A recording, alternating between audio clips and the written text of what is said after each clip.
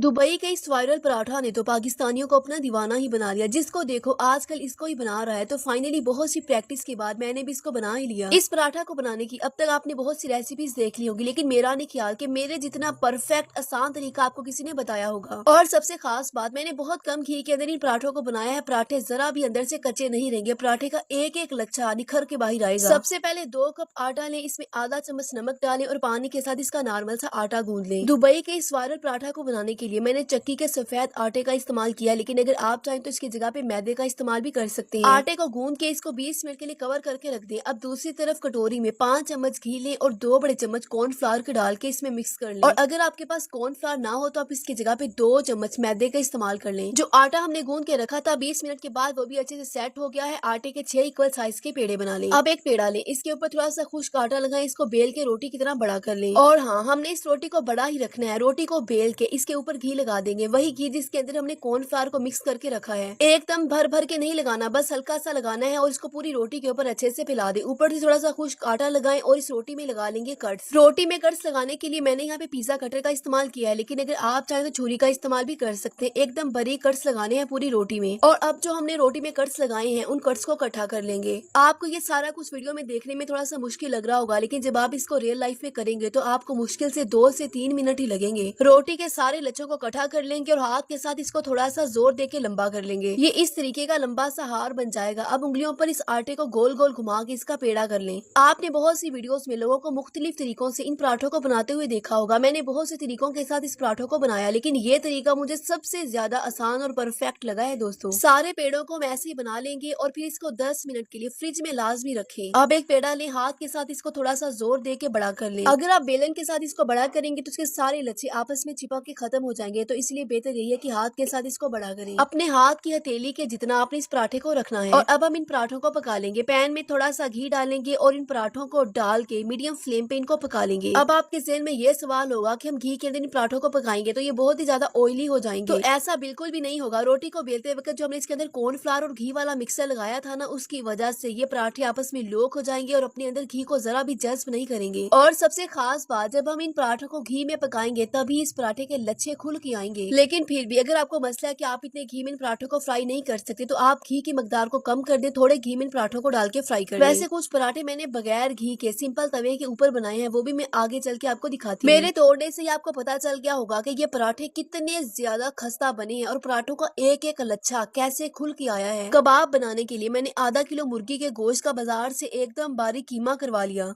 अब इसके अंदर 1 चम्मच नमक, 1 चम्मच कूटा हुआ साबुत धनिया, 1 चम्मच गरम मसाला, आधा चम्मच लाल मिर्च का पाउडर, आधा चम्मच चिली फ्लेक्स, 1 चम्मच कूटा हुआ अदरक लहसुन का पेस्ट, 2 बड़े चम्मच कुटी हुई हरी मिर्चें और थोड़ा सा ताजा धनिया और 1 बड़े साइज का प्याज लेके इसको चॉप कर लें या फिर कद्दूकश कर लें। अब इस प्याज का सारा पानी निचोड़ के अलग कर देंगे। हमें एकदम खुश्क प्याज चाहिए। प्याजों का पानी निचोड़ के इस प्याज को चिकन में डाल देंगे। सारे मसालों को चिकन में अच्छे से मिक्स कर लेंगे। मैंने जो कीमा बाजार से करवाया ये एकदम बारीक है, तो इसीलिए मैंने इसमें बाइंडिंग के लिए कुछ भी नहीं डाला।